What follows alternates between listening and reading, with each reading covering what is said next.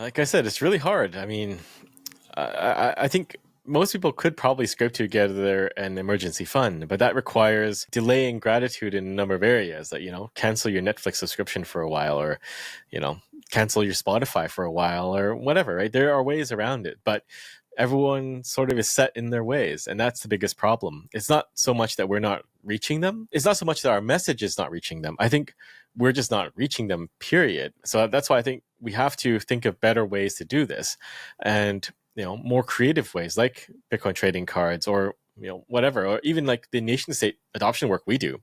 That is a lot of outreach to people that are possibly hostile to Bitcoin and very possibly unaware of Bitcoin, and on the best case, they're open to listening.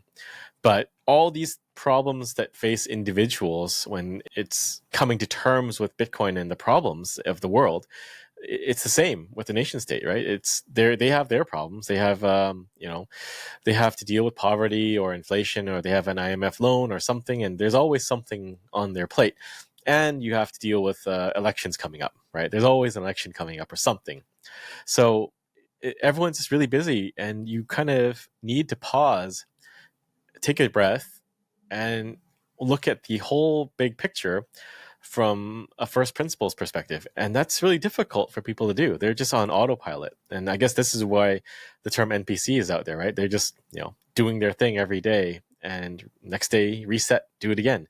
But the only way to really fix the problem and understand the problem is to pause and really reflect. And that's really a big ask, apparently. Yeah, it makes me think of, in the Bible, it's the poor will always be among you. And that's poor in anything, right? It's poor in wealth, it's poor in heart, it's poor in spirit, it's poor in humility.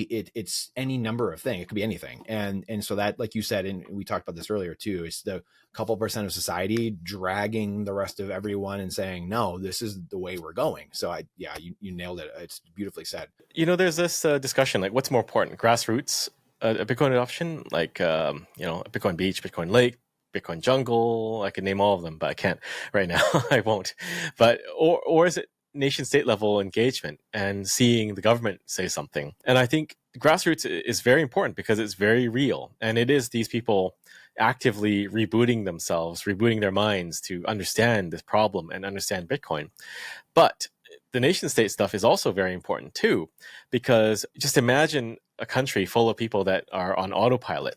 If the government says, yeah, we're looking into Bitcoin, or we're setting up a special economic zone so people can pay in Bitcoin, or we're looking at Bitcoin policy, or we're setting up a Bitcoin strategic reserve, that is where the people on autopilot listen, right? Like, unfortunately, people still, they pay very heavy attention to the people in charge, or to wealthy people, or people of influence, or even the mainstream media to some extent. Less so now, but still. You have to go through these channels, I think, if you want to reach everybody. And this is why I think it's kind of, it's not useful that a lot of Bitcoiners are going to Nostr, because that's just an echo chamber. I'm just going to say it. It's an echo chamber. And you're not reaching anybody new, because it's nobody that is not already into Bitcoin going there. Very unlikely. So you kind of need to stay where the people are. And this is why I don't really go on Nostr much. I'm still mostly on X, because that's where most people are. And that's where all the interesting engagement comes, when you have conflict between us and no coiners, and us and, pre-coiners, and us and the haters. That's where the interesting stuff comes out of. So by just going off and saying, yeah, I'm leaving this, I'm going here, it doesn't really spread the message at all. And it doesn't increase the size of the audience, and it doesn't increase our reach. I love that you said that. Malcolm Gladwell's book, Outliers, I don't know if you ever read it, but he talked about that a lot, actually, of different regions of the country and different parts of the world. These guys obey commands more, and then these guys are a lot more. Is that what you see when you're out, just going, because you're all over the world talking to people? Is that what kind of sense do you get when you're talking to leaders versus people that are living in different zones? Yeah, I would say by and large, most people try very hard to comply with the rules, right? They don't want to be experiencing state violence firsthand, or they're good people, or they believe that following the rules is good, right? And this is why you had all those kind of atrocities happening during the COVID pandemic. So, people are trying to be good citizens and reporting their neighbors for violation and all this stuff. And it extends in most parts of society. People generally try to follow the rules and be a good citizen, quote unquote. And if the rules in the country say you can't use Bitcoin for payments, then it's unlikely you'll be able to convince them. So some sort of blessing from high on up is useful, because that's what they're going to do. And that's what we try to accomplish, to get that, approval or blessing from the government somehow. What can you share with maybe your dealings with the IMF, how things are working, whether it's, even World Bank, the Eurozone, EU entities, the IMF, what are you seeing? Obviously El Salvador is dealing with this right now, right? We have this back and forth going on. It's all over, Bitcoiners' radar, obviously right now. What are you seeing when it comes to this dynamic back and forth between these global entities and nation states trying to secure their freedom? Yeah, I would say a lot of it is behind the scenes and done relatively quietly. So we did see a case of this in Suriname. So we were engaging with the central bank there to allocate 1% to Bitcoin.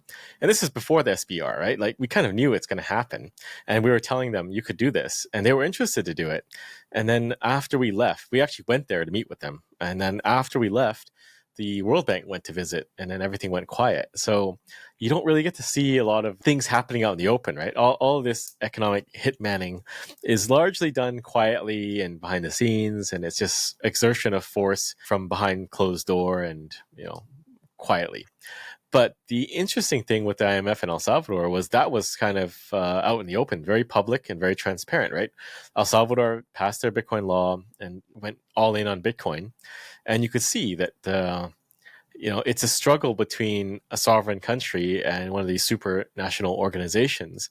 And it was very much publicly aired. So that was a very novel case where you can actually see the battle in the public eye. Right? They're releasing research, quote unquote, and publishing articles in various formats and newspapers criticizing the adoption and explaining the risks. Because they can't really just do that kind of quiet quelling of the rebellion. They are limited in when they can apply leverage and what leverage they can apply.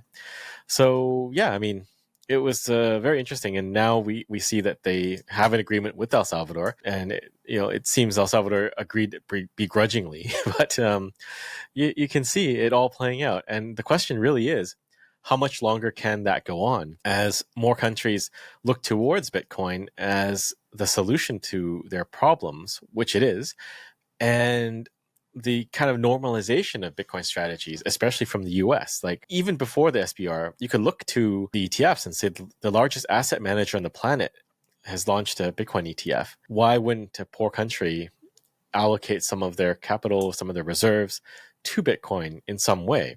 Just as a prudent asset management strategy, which, in theory, every central bank of every country should be doing if that is their mandate, to stabilize prices and ensure economic stability. But that is not enough, actually. But the SBR, I think, is very different, because it is direct government acquisition. And I think once that really kicks into high gear, the executive order now just says don't sell and acquire in budget neutral strategies. But when they do actually have legislation that says go and buy, or if Howard Lutnick puts together one of those budget neutral strategies and starts executing acquisition, then I think we'll start to see a rush. And that rush is likely going to be something that we haven't ever seen before. It is going to trigger that rampage of capital into Bitcoin. And that's when you see omega candles, and that's when you see even more volatility. We could go up 300,000 and then down 200,000 in a couple days. I would love for you to talk about deflation. This is a question that I get a lot for whatever reason. I have family and friends that talk about it. It seems that a lot of people think that inflation is a part of capitalism, and like those two are intricately linked. And I'm always trying to explain, like, hey guys, monetary system's down here. It's the bedrock of your society. Then you choose an economic system up above it. And it's got to sit on some type of monetary standard, because people think like if you have deflation, Bitcoin's a neutral money, but it captures deflation and distributes those gains to society. And you can't have these two systems. Like, that's why we have so many problems, because inflationary money on top of a deflationary technologies, a world that we live in. So I would love your thought and your explanation on why deflation, why there won't be famine. I guess this is what I get. Like, there's gonna be famine. No one will lend. Look, you said yourself, Brandon, you won't lend out your Bitcoin, or you won't spend your Bitcoin. You're just going to hold it, which is not true. There's a timeline issue there, but I would love for your thoughts on how this actually plays out going forward over the next 5, 10, 15, 20 years. If you want the answer to that question right there, and you like that spicy clip, check it out here. Come on, we'll see you in there. But if you want the full interview in its entirety, all the spicy clips put together, and you're not going to want to miss it, believe me, then check that out here. Come on, we'll see you in there. Do it.